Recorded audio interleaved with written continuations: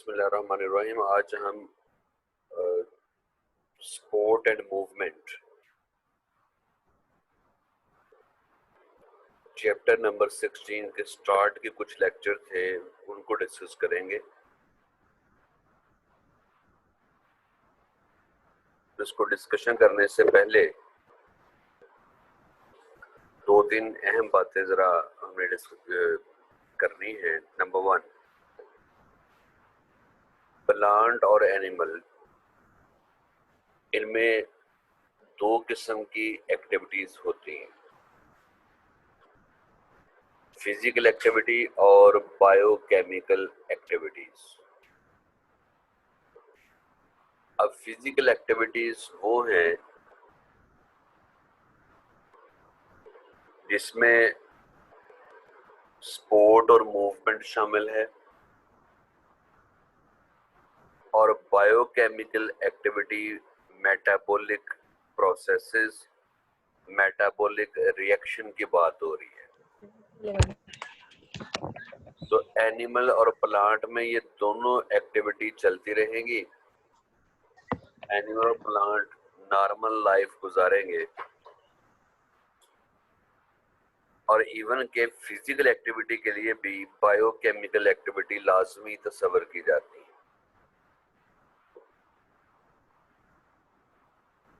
अब एनिमल और प्लांट में बड़ा डिफरेंस क्या है कि एनिमल अपनी जगह चेंज कर सकते हैं और प्लांट अपनी जगह चेंज नहीं कर सकते। इसके अलावा प्लांट और एनिमल दोनों में कॉमन चीज ये है कि दोनों को सपोर्ट की जरूरत है, और ग्रेविटी के खिलाफ सपोर्ट की जरूरत है, क्योंकि ग्रेविटी की वो फोर्स है जो हम वक्त हर वक्त इन दोनों के ऊपर अप्लाई हो रही है। तो वो अगर ये दोनों ऑर्गेनिज्म बिल्कुल सीधा स्टैंड करना चाहते हैं, अपने बॉडी पोस्चर को मेंटेन रखना चाहते हैं, तो उनको इस ग्रेविटी के गेज को बंदोबस्त तो इनके पास होना चाहिए। जी बिल्कुल है। और एनिमल्स में तो हमने बड़ी डिटेल से पढ़ लिया कि स्केलेटन इसी मकसद के लिए बना हुआ है कि ग्रेविटी के अगेंस्ट एनिमल को सपोर्ट दी जाए और उनकी बॉडी पोजीशन मेंटेन रहे।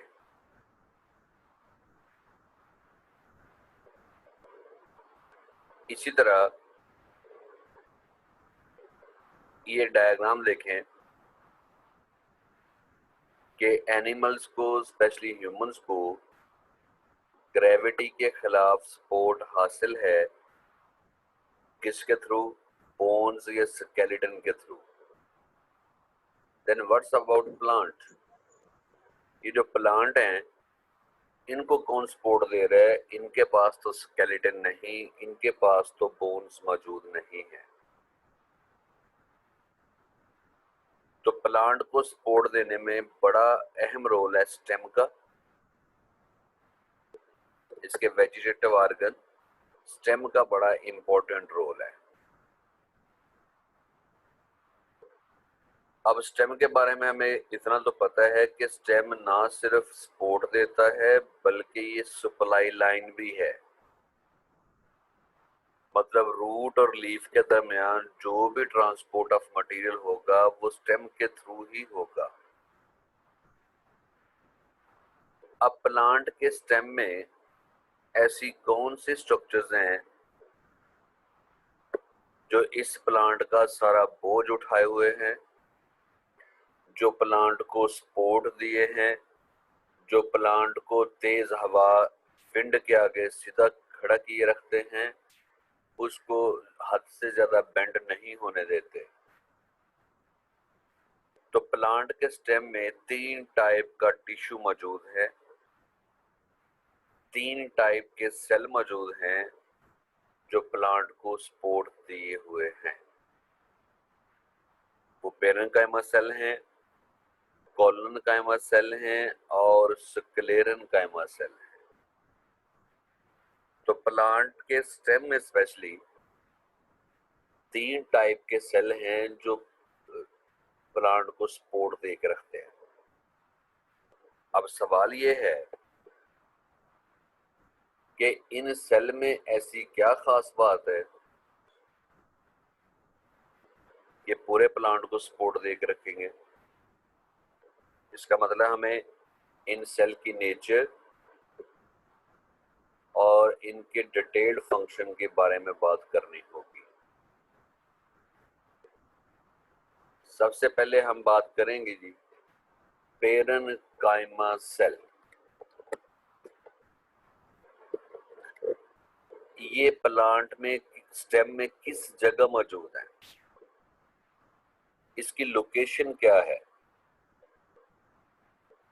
वो देखने के लिए पहले हमें स्टेम की इंटरनल स्ट्रक्चर का पता होना चाहिए।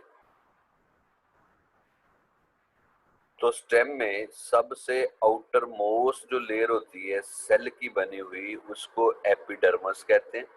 ये इस डायग्राम में आप देख सकते हैं, दिस इज एपिडर्मस। मैंने इसको हाईलाइट किया।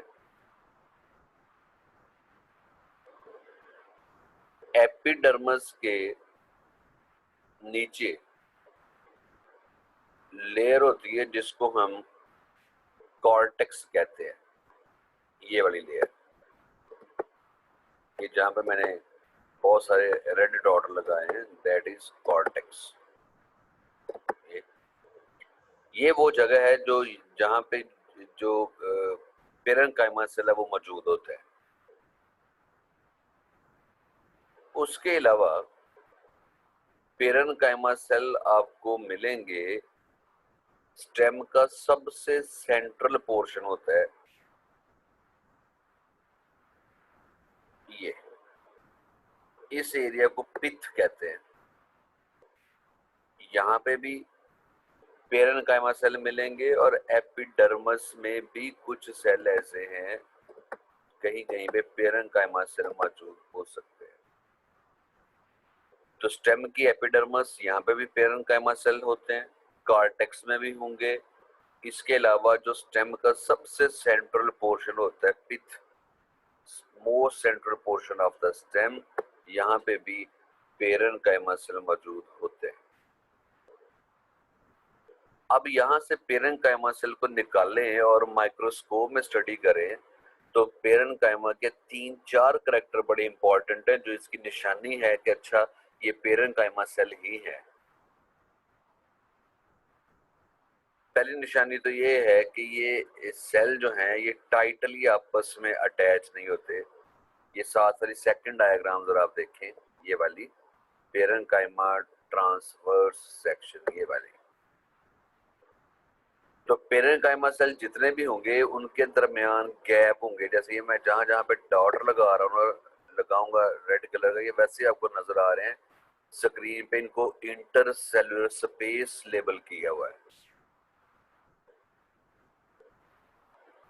तो पेरेन्काइमा टिश्यू जहां पे भी मौजूद होगा, पेरेन्काइमा सेल के इर्द गिर्द थोड़ी स्पेसेस मौजूद रहती हैं जिनको हम इंटरसेलुलर स्पेस का नाम देते हैं। इसका ये मतलब है कि पेरेन्काइमा सेल आपस में टाइटली अटैच नहीं है, देयर आर इंटरसेलुलर स्पेसेस। दूसरी बड़ी निशानी कि इनकी सेल वॉल थिन होती है, सिर्फ प्राइमरी वॉल होती है इनकी सेल वॉल में, सेकेंडरी वॉल नहीं होती, प्राइमरी वॉल होगी। और सबसे बड़ी निशानी सेल की वो ये है कि सेल के अंदर लार्ज वैक्यूल होता है। आप स्क्रीन पे देख भी सकते हैं, पेरेन्काइमा सेल के सेंटर में लार्ज वैक्यूल है और जो ब्लैक कलर के न्यूक्लियस नजर आ रहे हैं, छोटे से डॉट, ये सेल की एक साइड पे चले गए हैं। क्यों? कि सेल के सेंटर में किसका कब्जा है? वैक्यूल का है। सेल का मोस्टली जो साइटोप्लाज्म है और उसका न्यूक्लियस है वो एक साइड पे just below the plasma membrane. तो फिर सुन लीजिएगा, पेरेन्काइमा सेल की पहचान थिन सेल वॉल होगी, सिर्फ प्राइमरी सेल वॉल होगी, सेल टाइटली आपस में अटैच नहीं होते, इंटर सेलुलर स्पेसेस मौजूद होती हैं, लार्ज सेंट्रल वैक्यूल होता है, न्यूक्लियस और साइटोप्लाज्म सेल की एक साइड पे होता है।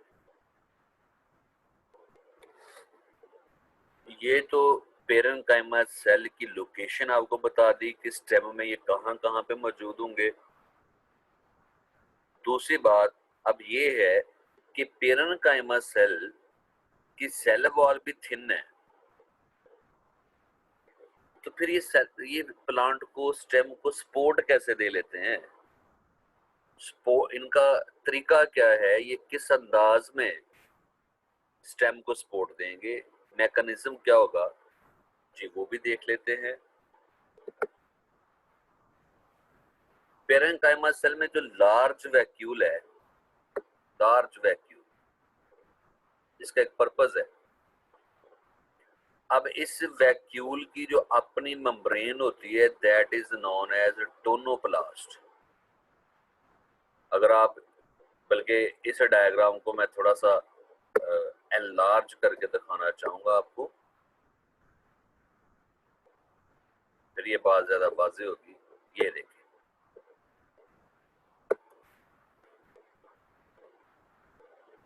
अब इस डायग्राम में प्लांट सेल नजर आ रहा है आपको, ये सेल मेम्ब्रेन है, ये सेल के सेंटर में बड़ा सा वैक्यूल है ये, और ये वाली लाइन, जो ये वाली लाइन, ये वैक्यूल की मेम्ब्रेन है। इसी मेम्ब्रेन को आप कह रहे जी टोनोप्लास्ट। वैक्यूल की मेम्ब्रेन के ऊपर एंजाइम प्रोटीन्स अटैच हैं, स्पेशली ये वाली प्रोटीन देखें जिसको मैंने लाइन के साथ ड्रॉ किया हुआ है, ये प्रोटीन। इसमें आप गौर फरमाएं कि ये एटीपी एनर्जी की मदद से काम कर रही है, तो इसको एक्टिव ट्रांसपोर्ट प्रोटीन कहा जाता है। ये एटीपी एनर्जी यूटिलाइज करने के बाद आयंस को ट्रांसपोर्ट करते हैं। तो अब होता एक्चुअली क्या है कि जो सेल का साइटोप्लाज्म है उसमें आयंस मौजूद हैं ये, और वैक्यूल के अपने अंदर भी पहले से भी आयंस मौजूद हैं। अब ये आयंस एक्टिव ट्रांसपोर्ट के जरिए वैक्यूल के अंदर ट्रांसपोर्ट कर दिए जाते हैं। ये हाइड्रोजन आयन के अलावा कोई और आयंस भी हो सकते हैं।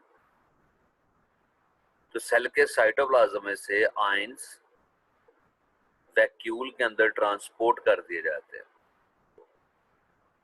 अब वैक्यूल का इंटरनल एनवायरनमेंट तो कंसंट्रेटेड हो जाता है। इस कंसंट्रेटेड एनवायरनमेंट को डाइल्यूट करने के लिए वाटर भी सेल के वैक्यूल में एंटर होता है। ये वाटर भी एंटर हो गया। अब वैक्यूल में जितना वाटर ज्यादा एंटर होता जाएगा वैक्यूल फूलता जाएगा, सेल के अंदर एक प्रेशर डेवलप होगा इस वाटर की वजह से, हाइड्रोस्टैटिक प्रेशर।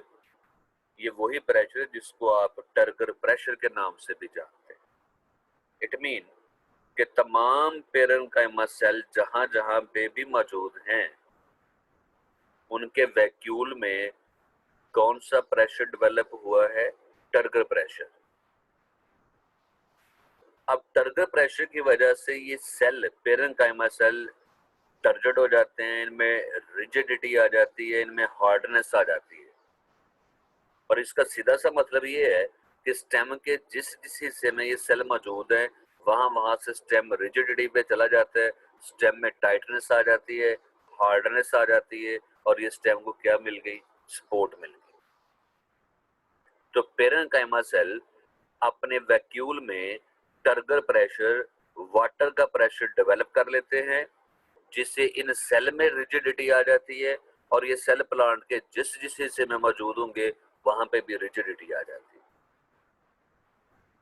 अब ये टर्गर प्रेशर डेवलप करने का आपको तरीका बताया जी, कि पहले आयंस वैक्यूल के अंदर दाखिल होते हैं, फिर वाटर भी वैक्यूल के अंदर दाखिल होता है, और फिर ये टर्गर प्रेशर डेवलप होना शुरू हो जाता है।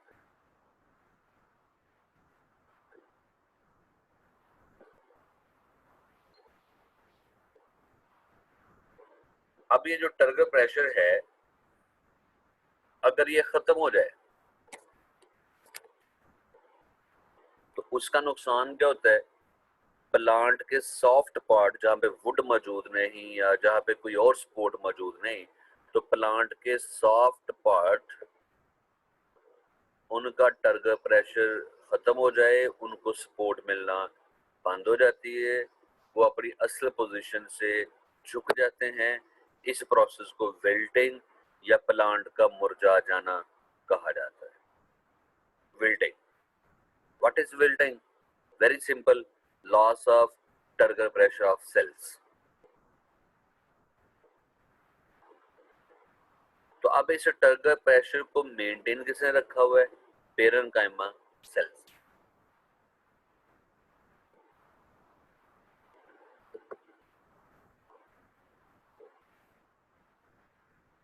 सेल की दूसरी टाइप है जी कोलनकाइमा सेल्स। ये प्लांट में मुख्तलिफ जगहों पे होते हैं, लेकिन चूंकि हम स्टेम की बात कर रहे हैं तो हम स्टेम के रेफरेंस से बात करेंगे फिलहाल। आपको पता है लीफ के अंदर भी मौजूद होते हैं स्टेम के अलावा। ओके जी, सबसे पहले देखिए जी, ये कोलनकाइमा जो सेल्स है ना, या टिश्यू जो है, ये एक्चुअली प्लांट के अंदर लंबे धागों की शक्ल में, स्ट्रैंड या सिलेंडर्स की शक्ल में होता है। और ये मोस्टली आपको कहां पे मिलेगा? Just beneath the epidermis. अब इसको हम जरा इमेजिन करते हैं, इसकी अरेंजमेंट क्या है। देखिए एक स्टेम है, सपोज आपकी बॉल पॉइंट की लंबाई का एक स्टेम है। अब देखिए आपकी बॉल पॉइंट जो है सिलेंड्रिकल है, बिल्कुल इसी तरह स्टेम भी सिलेंड्रिकल होता है। अब इस सिलेंड्रिकल स्टेम की जो एपिडर्मिस है, इसको हटाएं तो बिल्कुल इसके नीचे फाइबर्स, धागे या सिलेंडर्स आपको अरेंज नजर आएंगे, और इन धागों की, सिलेंडर की लेंथ उतनी होगी जितनी लेंथ स्टेम की है, या जितना साइज लीफ का है उतना ही साइज इन धागों का भी होगा। इन धागों को, स्ट्रैंड को आप माइक्रोस्कोप में देखें तो आपको पता चलेगा कि भाई ये तो सेल से मिलके बने हैं, और वो सेल की कौन सी टाइप होगी? दैट इज, वो कौन सी टाइप होगी सेल की? That is collenchyma cells. वो कोलनकाइमा सेल होंगे। और ये जो कोलनकाइमा सेल हैं, या इनके मिलने से ये जो स्ट्रैंड बने हुए हैं प्लांट के अंदर एपिडर्मिस के नीचे, ये इलास्टिक हैं, और ये जैसे जैसे स्टेम की ग्रोथ होती जाती है, जैसे जैसे लीफ का साइज बढ़ता जाता है, तो इन स्ट्रैंड का भी साइज उसी तरह बढ़ता चला जाता है। लेकिन कोलनकाइमा सेल नजर कैसे आते हैं? ये दोनों डायग्राम है, दोनों में देखिए कोलनकाइमा सेल एक्चुअली कहां पे होंगे। पहले तो एपिडर्मिस के बिल्कुल नीचे, यहाँ पे ये स्ट्रैंड्स होते हैं, यहाँ पे पेरेन्काइमा सेल भी होते हैं, लेकिन यहाँ पे पहले स्ट्रैंड्स होंगे, पेरेन्काइमा सेल बाद में होते हैं। ये वो स्ट्रैंड है जो आपको ये नजर आ रहे हैं यहाँ पे डायग्राम में, ये 1 2 3 4, ये, और ये स्ट्रैंड आपस में इंटरकनेक्टेड भी हैं। अब इन स्ट्रैंड को का ट्रांसवर्स सेक्शन काटकर माइक्रोस्कोप में देखें तो ये सेल आपको नजर आती है, ये टिश्यू नजर आता है जिसको कोलनकाइमा टिश्यू कहा जाता है। अब इनके बारे में अहम बात ये है कि लिविंग सेल्स है, इनका साइज पेरेन्काइमा सेल की निस्बत थोड़ा छोटा है, और इनकी सेल वॉल में भी प्राइमरी वॉल ही है सिर्फ, लेकिन इनकी प्राइमरी वॉल हर जगह से थिन नहीं है, स्पेशल पॉइंट्स के ऊपर ये थिक है। ये जो अनइवनली थिकनिंग होती है इसको कहते हैं एंगुलर थिकनिंग, कि कहीं कहीं से ये सेल वॉल इनकी मोटी है। ये तो मैं बहुत आसान बता रहा हूँ, लेकिन एक्चुअल एंगुलर थिकनिंग है वो भी मैं बताता हूँ अभी आपको। तो आप ये कह सकते हो कि कोलनकाइमा सेल की प्राइमरी वॉल मुकम्मल तौर पे थिक नहीं है, it is thick at some points. अब वो सम पॉइंट कौन से हैं? एंगुलर थिकनिंग क्या होती है जरा देखिएगा। आप इस सेल को तस्वर कर लीजिए, ये जो सेंटर में जिसके ऊपर मैंने रेड डॉट लगाया है, ध्यान रखिएगा जरा स्क्रीन पे। अब इस सेल की वो साइड देखें जहां पे बाकी सेल की साइड भी मिल रही है आपस में, जैसे ये पॉइंट देखें जहां पे मैंने पिंक डॉट लगाया है, ये इस सेल की वो साइड है जो बाकी सेल की साइड के साथ मिल रही है। ये इस पॉइंट के ऊपर भी ये क्या होगी? थिक वॉल होगी, ये होगी प्राइमरी वॉल लेकिन थिक होगी। फिर उसके बाद ये पॉइंट भी देखें, यहाँ पे भी बाकी सेल यहाँ पे टच कर रहे हैं इसके साथ, बहुत सारे सेल, तो ये पॉइंट भी क्या होगा? थिक होगा। फिर ये पॉइंट भी थिक होगा, फिर ये पॉइंट भी थिक होगा। तो इस तरह की थिकनिंग को आप क्या कहते हैं जी? Angular thickening. या आप ये कह रहे हैं कि जहां पे इन सेल की वॉल एडजेसेंट सेल की वॉल के साथ टच कर रही होती है वो पॉइंट थिकन्ड पार्ट होता है।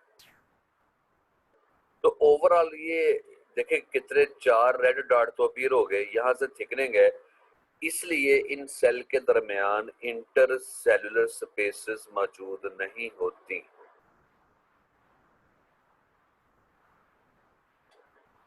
अब ये एक बड़ा फर्क है जी, पेरेन्काइमा सेल जो हैं वो निस्बतन बड़े साइज के हैं, कोलनकाइमा सेल निस्बतन छोटे साइज के हैं। पेरेन्काइमा सेल के दरमियान इंटर सेलुलर स्पेसेस होती हैं, कोलनकाइमा सेल के दरमियान इंटर सेलुलर स्पेसेस नहीं है। पेरेन्काइमा सेल की प्राइमरी वॉल थिन वॉल है, कोलनकाइमा सेल की प्राइमरी वॉल मुकम्मल तौर पे थिन नहीं है, कहीं कहीं से ये थिक भी है। ये जो अनइवनली थिकनिंग होती है उसको हम एंगुलर थिकनिंग कहते हैं। स्पेशली सेल का वो एंगल जो दूसरे सेल के साथ टच कर रहा होता है, दूसरे सेल्स की तरफ होता है, उन एंगल्स के ऊपर ये सेल वॉल थिकन होती है, इसको कहते हैं एंगुलर थिकनिंग।